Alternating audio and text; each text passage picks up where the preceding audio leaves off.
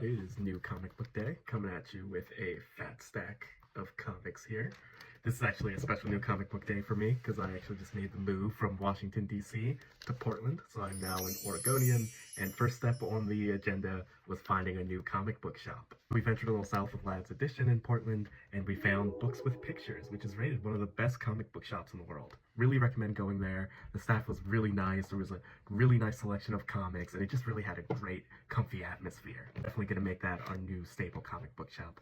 This was a DC Comics heavy load for me, as it normally is. So let's start off with the Absolute Universe and Absolute Martian Manhunter. Now, if you're not familiar with the Absolute Universe, to just basically summarize what's going on there. Basically, Darkseid merges with the Spectre, and Darkseid creates his own universe. And it's a universe where heroes are basically the underdogs. It changes a lot of the origin stories for the classic superheroes we know. There's already Absolute Superman, Wonder Woman, Batman. I think in the Absolute Wonder Woman, she is actually raised in hell by Cersei. In Absolute Batman, he's not rich. I think he's an engineer. In Absolute Superman, the House of L is actually a working class, lower tier labor caste system in Krypton. And we have Absolute Martian Manhunter, where John Jones is an FBI agent, and John Jones isn't just the Martian Manhunter. They're not the same entity. He's actually an FBI agent dealing with this like disembodied, parasitic, telepathic kind of alien. Not really sure if it's an alien yet, but they call it the Martian, so we'll see. This is the first issue, and this issue was so popular that it was originally supposed to get 6 issues, and it's already been boosted up to 12 issues. The writer is Dennis Camp, and Javier Rodriguez is the artist, and the art, I really got to tell you, the art in this comic is amazing. Just so much great use of colors and just panel structure. It's really cool. If you look at this page, this little bottom panel, it tells you to activate your Martian vision by holding up this page to the light. It goes from this with Special Agent John Jones looking sad at the top there and seemingly like just laying on his back on the ground staring up at nothing. And if we transition to add some light to the page, we get this with the Martian overlaid onto him at the top there, and the Martian, this like kind of like collection of colors, making this personified telepathic kind of parasite looming over him at the bottom panel there. To be continued. Can't wait to get issue number 2.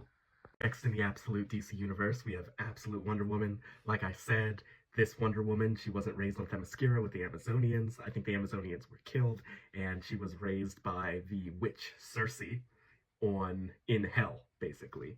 So we have a more dark magic witch infused Wonder Woman with her same like combat brawler Wonder Woman attitude, but also with some witchy magic in there. And you can look, I actually need to catch up on this one. I'm a little behind, but if you look at this first page, look how cool that is. I just love the art in this. This is written by Kelly Thompson, and the art is by Matea de Ulis. I might not be pronouncing that right, but we'll correct that later. Moving on in the DC universe, we have Peacemaker presents the Vigilante Eagly double feature. Now, I think this might actually be the first canon comic in James Gunn's cinematic universe, the new DCU. This is a follow-up to the Peacemaker television series. Season 1 is out. Season 2 is being created right now. Vigilante was such a hilarious character in season 1 of Peacemaker. Kind of has that like Deadpool vibe to him, and you gotta love the original creation of this character. Eagly, Peacemaker's sidekick best friend. Really looking forward to following up with this one. This is Black Label 1 of 5, so 4 more issues to go. James Gunn was the story consultant. It's written by Tim Seeley, art by Mitch Gerrits, and lettering by Pat Broussel. Next, we have, first, look at that cover. I definitely had to get this variant cover by Jim Lee. So this is Batman Hush, number 158, The Return of Hush. You know, this is probably going to be a big moment for a lot of DC fans. Hush is just one of those villains that has just really captured the mind in terms of Batman's rogues gallery. Really excited to get through this one and see where this story goes with the return of that villain. Moving away from DC, I'm also a big horror fan. So I saw this. Didn't really hear about it until I walked into Books with Pictures, the comic store I'm going to in Portland. It's called The Exorcism at 1600 Penn. Written by Hannah Rose May, art by Vanessa Del Rey, colors by Jordi Belair. I felt like it was fitting, moving from DC. I lived in DC for 13 years since undergrad, and I picked up this very like horror-coded story that it looks like it follows the first family in Washington, DC, and them dealing with a demon.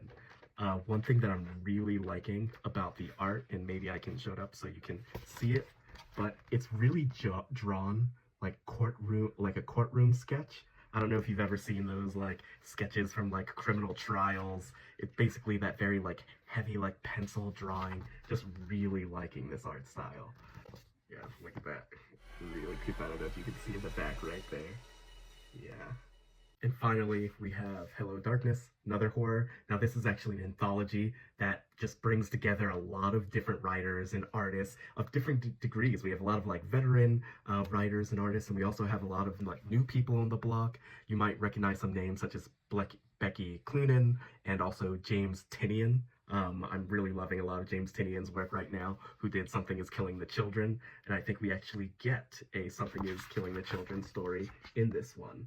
So issue 9 is out right now, but this is a volume collection of issues 1 through 4.